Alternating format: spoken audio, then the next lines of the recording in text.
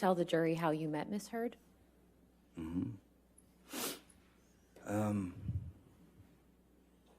2000,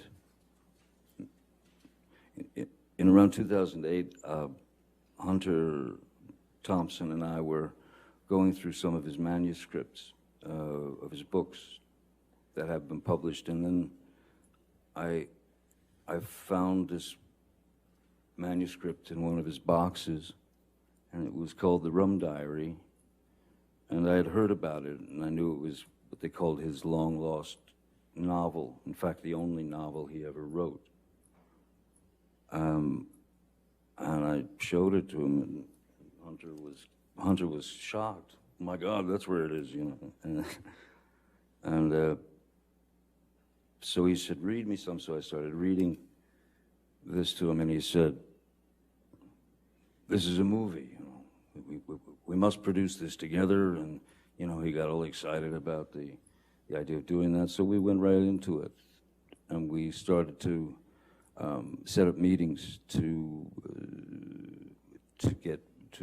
get money, financing to develop the project.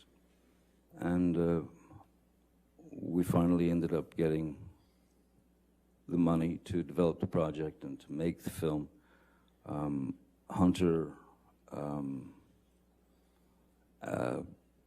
from his own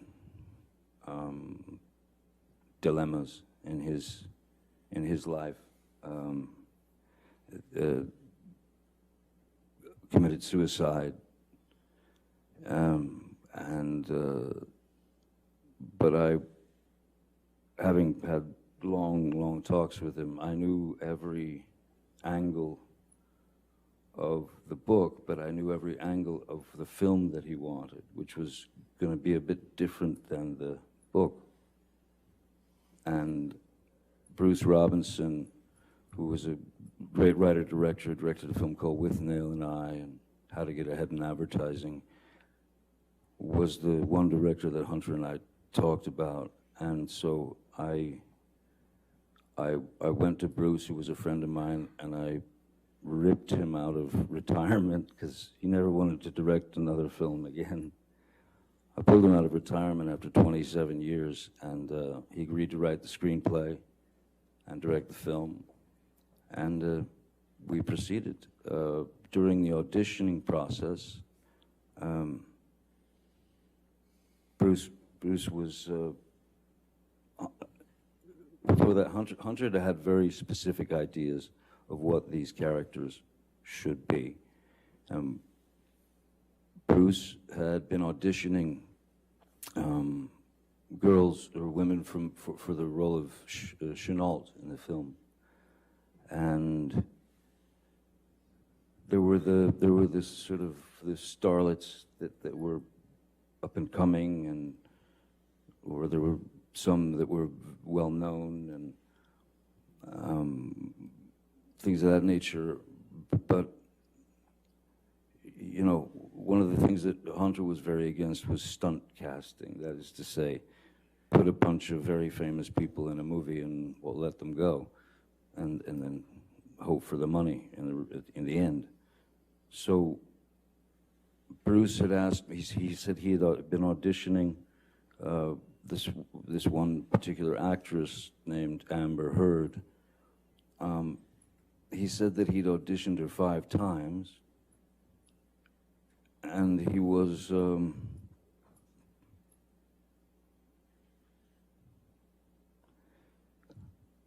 he wasn't sure about her capabilities as an actress with regard to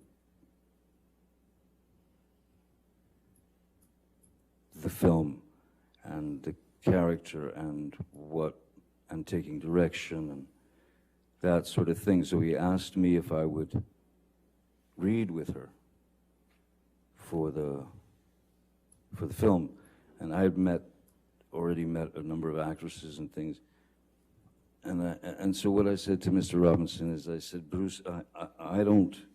If you've auditioned her 5 times, you've seen the best and the worst, I suppose.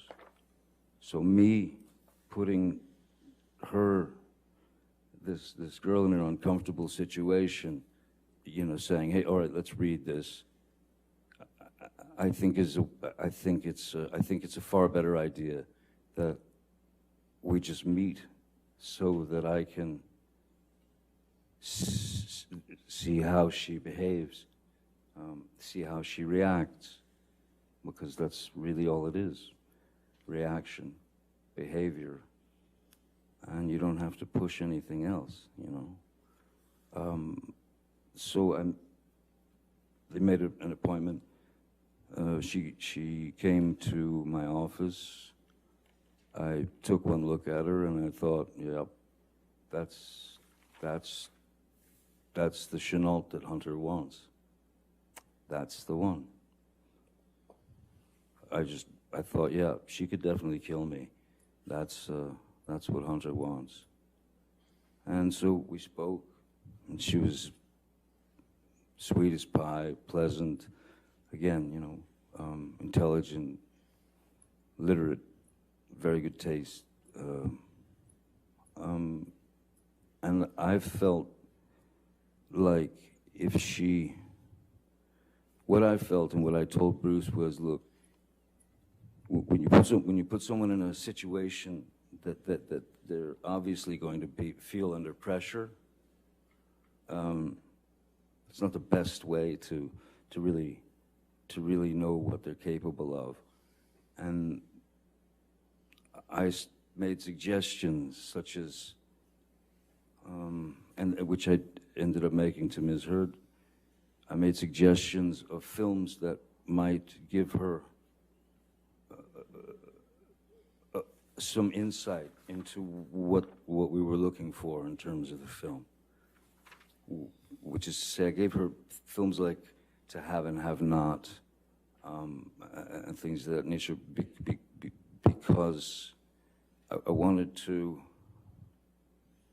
There was something very important that I felt she needed to know about stillness, as opposed to, you know, going broad or